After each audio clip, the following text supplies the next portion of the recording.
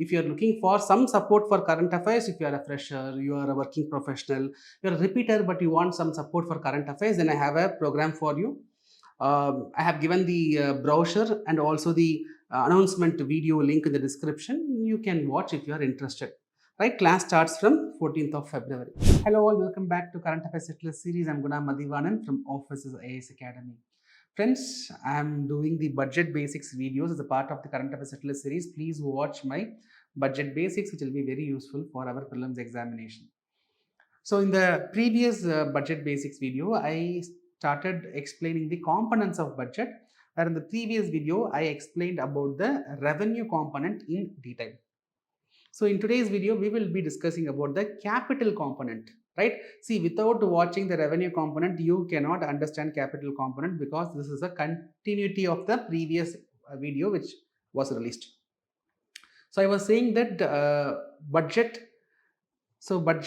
I was dividing it into two components. One is the revenue component, another one is the capital component. So this part I have discussed already. Please watch that and come here. So I explained that revenue is one-way transaction, capital is two-way transaction. So revenue part can be divided into revenue receipt and revenue expenditure, and revenue receipt into tax revenue, non-tax revenue, and non-tax revenue comprises what, revenue expenditure comprises what, everything we discussed in detail. So now in this video, we will see only about the capital component. So once again, I will write. So budget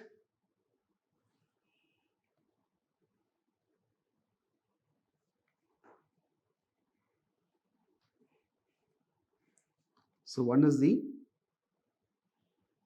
revenue component, another one is the capital component, but now we will focus only on the capital component.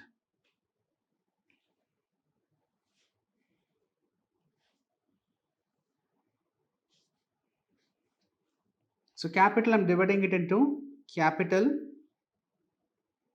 receipt here, capital expenditure. This capital expenditure is also sometimes written as simply capex. In newspapers, you might see this term capex, which is capital expenditure. So we all know revenue is one-way transaction, capital is two-way transaction, and we all know what is a receipt. A receipt is what I receive, not just what I earn in the form of income. Whatever I borrow also, whatever I receive as grants also, everything is part of receipt. So receipt is what I receive.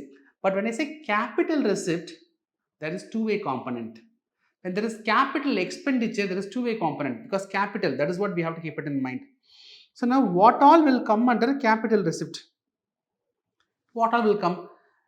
Receipt means money should come to me. Capital means there should be two-way. So money comes to me means money should leave me also. Okay. So let's take this loans.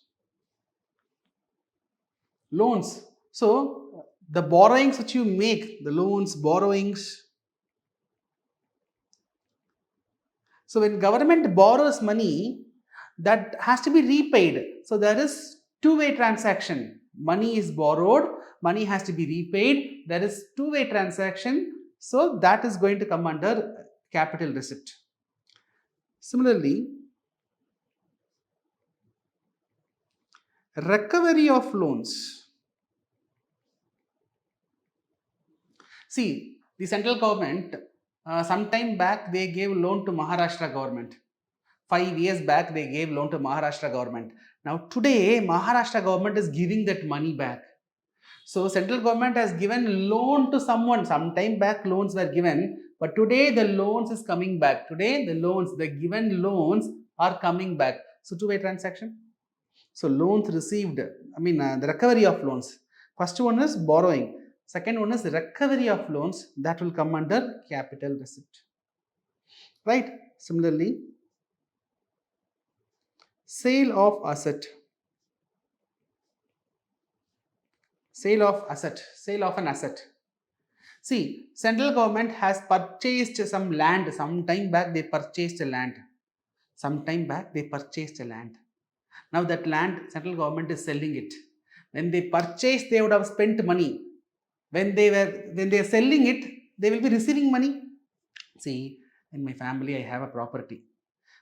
Someone, my father, grandfather purchased. They purchased the property by spending money. They purchase the property. Now, what I am doing, I am selling the property and I am getting the money. Right? So, I am purchasing, I am selling it. Purchase, sale, buying, selling. There is two-way transaction. When I buy, money goes out. When I sell, money comes in. So, sale of asset. When I sell an asset, that is capital receipt. Right? See, here you can even take the disinvestment proceeds also. You can take the disinvestment proceeds. Disinvestment proceeds. That is also a kind of sale of asset. That is, government is having shares in LIC, Life India Corporation. It's a government public sector undertaking. So government has created the LIC. 100% ownership of LIC was with the government. Now assume government is selling 10% of the LIC shares, 5% of the LIC shares. Government has created, government spent money, they are creating the PSU. Now by selling the shares, they are reducing their ownership. They created, so they became the owner. So I am creating and I am disinvesting. I invested and I created. I am disinvesting and I am reducing my ownership. Investment, disinvestment, two-way transactions. So through disinvestment, whatever government gets, that is also coming under capital receipt. So now what about the capital expenditure? Capital expenditure, that means money should go out. So when you give loans,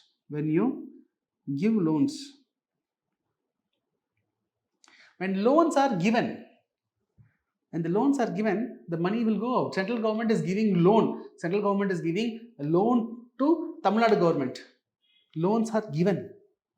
See, the given loan will come back. The given loan will come back. There is two ways. But when I give it, that is expenditure. Similarly, repayment of loans. Repayment of loans. Money is repaid. See, central government has borrowed money. Sometime back they have borrowed money. When they borrow money, that comes under revenue receipt. But when they repay money, that comes under revenue expenditure. Are you clear? See, some time back, 10 years back, central government borrowed money. Today they are repaying. So today it is capital expenditure. But 10 years before they borrowed, right? So 10 years before it is capital receipt. But today, when they are giving that money back, when they are repaying that money back, that becomes capital expenditure. So repayment of loans. Now third one is purchase of assets.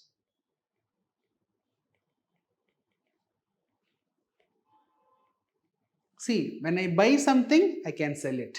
When I buy something, I can sell it. Two-way transaction. See, when I sell, I will receive money. But when I buy, that money goes out. So purchase of assets. Right? Getting some clarity. So this is capital component, capital receipt, capital expenditure. Capital expenditure. Right? So now I'm going to, for the sake of convenience, I'm going to divide this capital receipt. I'm going to erase now, right? Pause the video, make a note of it. I'm going to erase this now. Just for the sake of convenience, I'm going to rewrite this. This capital receipt, I'm going to further divide into two categories. What I'm going to divide, sir? I'm going to divide this capital receipt into two categories. What is that? One is the debt creating capital receipt.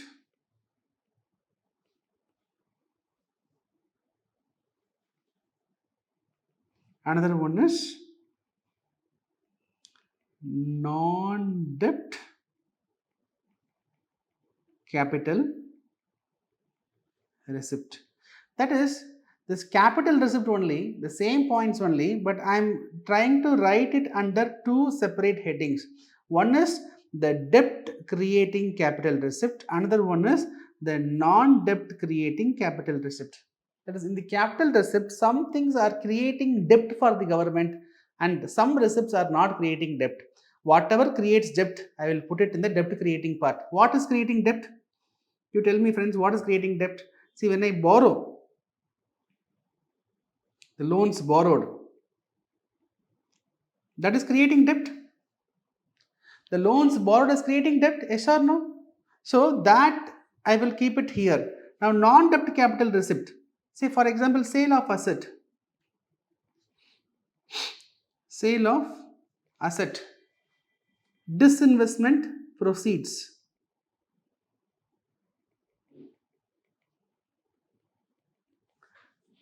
disinvestment proceeds. You have this recovery of loans. So loans borrowed, that is creating debt, that is creating debt, that is creating debt. So I am keeping it under debt creating part. Look at the non-debt creating part. Sale of asset, you sell the asset, you get money. Is it creating any debt? No. Disinvestment proceeds, government is selling the shares of LIC and government gets money. Is it creating any debt? No. Recovery of loans, I gave loan 5 years back, today I am receiving the money back. Is it creating any debt? No. So the capital receipt I am dividing into two components. One is the debt creating, another one is non-debt creating. Previously I was not classifying, now I am classifying like this because this will be very much useful to understand fiscal deficit. It will be very much useful to understand fiscal deficit. See, while explaining about fiscal deficit, again I will not illustrate like this. I will directly say capital receipt means debt creating capital receipt, non-debt creating capital receipt. So please keep that in mind. Okay, please watch this video, get some clarity. Right, so this is about the capital component, friends. So in the previous video, I explained about the revenue component. In the current video, I explained about the capital component. So capital component deals with two-way transactions, capital receipt, capital expenditure. So capital receipt, I am further dividing it into debt creating capital receipt and non-debt creating capital receipt. So whatever creates debt, receipt only, money I am receiving only, but if it creates debt, put it under DCR. If it is not creating debt, put it under NDCR. Then I explained about capital expenditure, giving loans, repayment of loans, purchase of assets. All these comes under capital expenditure. Right? So please watch the revenue component as well. Very important. This components was asked in 2021 mains. Very simple question. Differentiate, explain, draw a flow diagram. Answer is done for the 2021 mains question. Right? Right, friends? I hope this initiative is useful. I hope it is adding value to your preparation. I am making strategy videos as well. So please watch the strategy videos. It will be very useful for you. Right, friends? So tomorrow I will see you with another interesting budget basic topic. Till then, bye. Take care.